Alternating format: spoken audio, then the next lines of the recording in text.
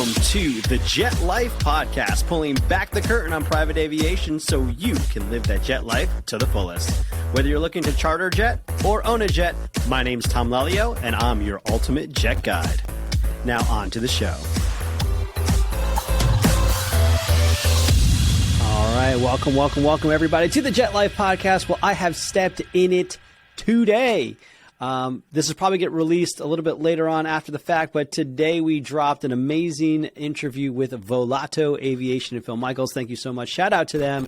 If you're in the Florida area or anywhere in the country, you love Honda jets, you want to fly in one of the most sustainable light jets in the world, featuring the Honda jet, go check out FlyVolato.com. But anyway, we posted, and I'm going to share my screen with you guys here. We posted on LinkedIn today about Volato right here. What if there was a way to offset your carbon footprint? Hashtag save the planet. Well, before we said, what if there was a way to offset your carbon footprint? The title actually read, we all know that private jets are a huge problem for global warming. Stop.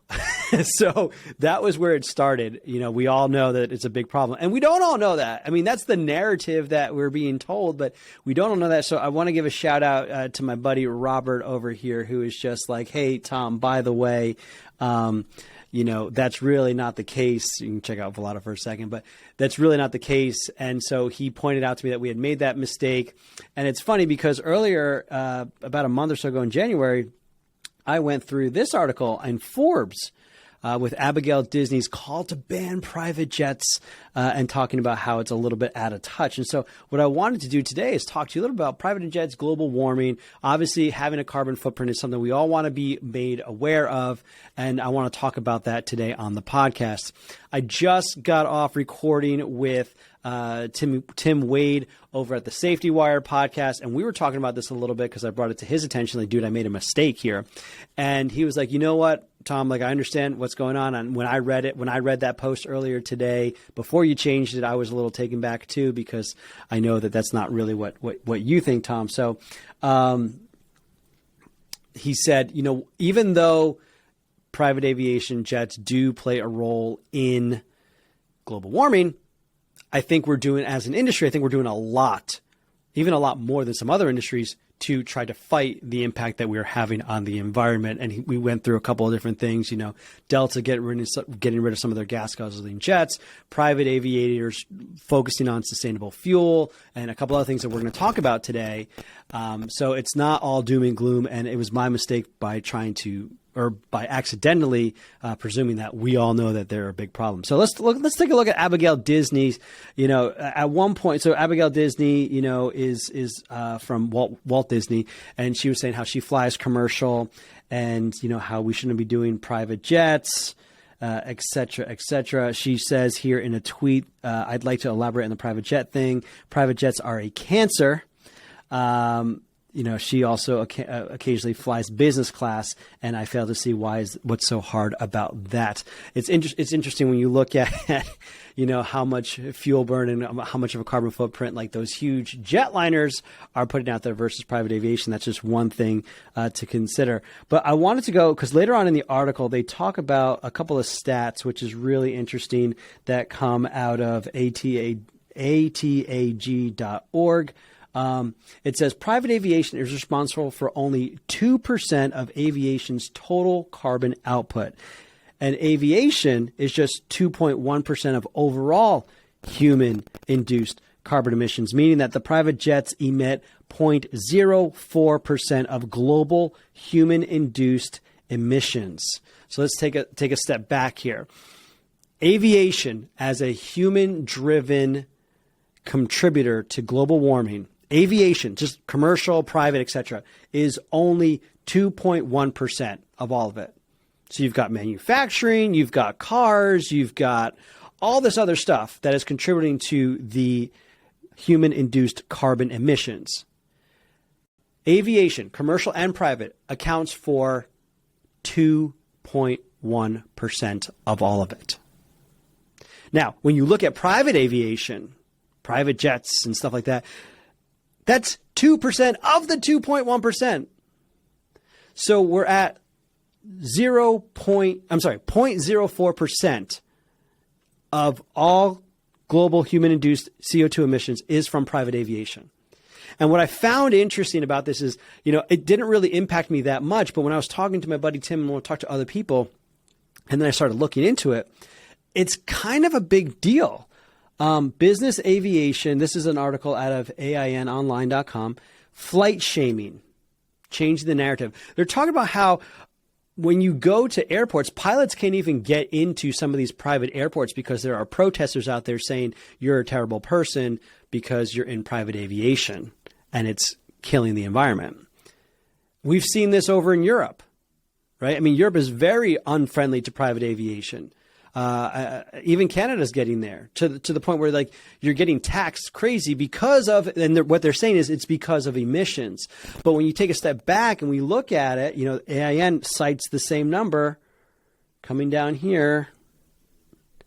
So the critics of private aircraft flying frequently take aim at the high carbon burn per passenger compared with the regular commercial flight.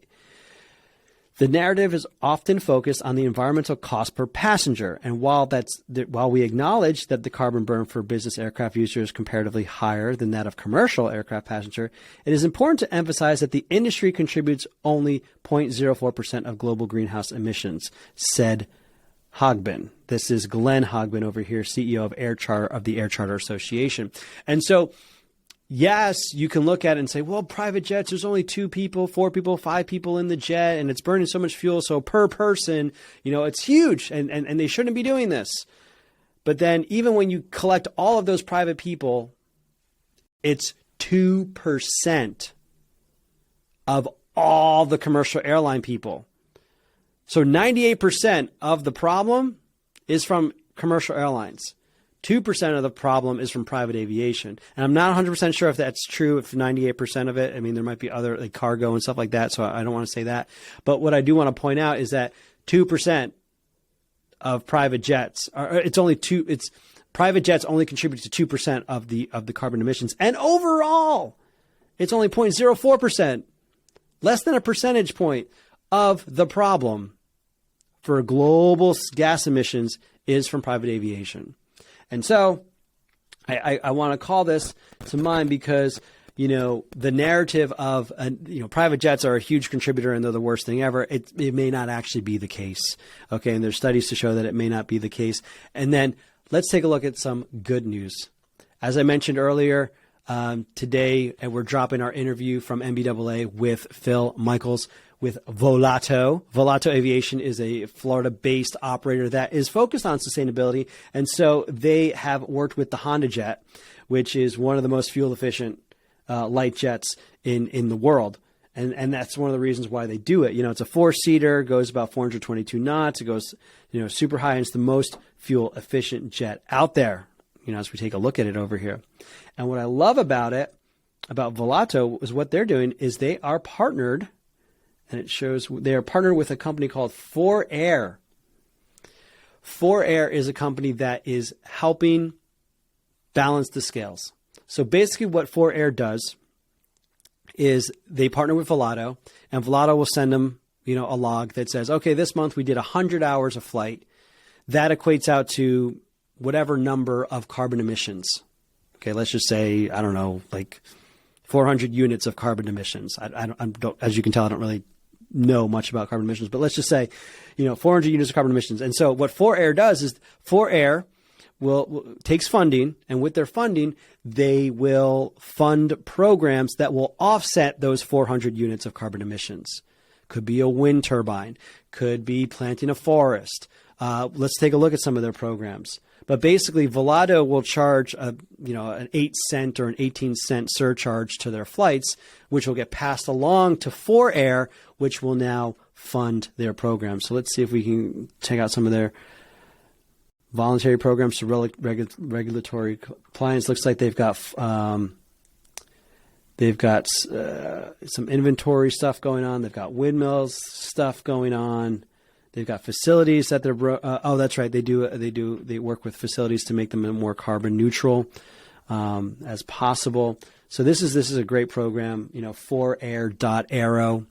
check that out. And so that's kind of just some of the good news. But I wanted to get on here and drop this episode. Number one, because it was timely, because I made that oops mistake. It's timely because, obviously, we're dropping the Volato interview today. But I just wanted to speak into that narrative that we hear so many times, the big bad corporations flying the private jets. And I'll tell you this, they are aware.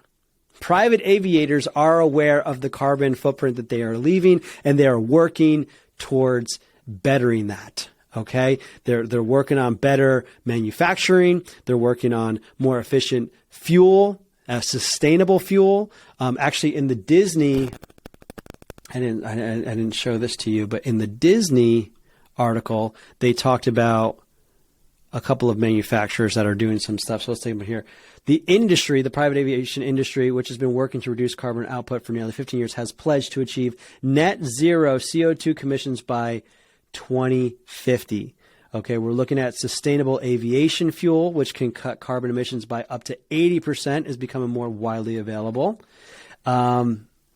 And they just had moreover, there are ways today that only offset the carbon emissions. We're talking about stuff like 4Air.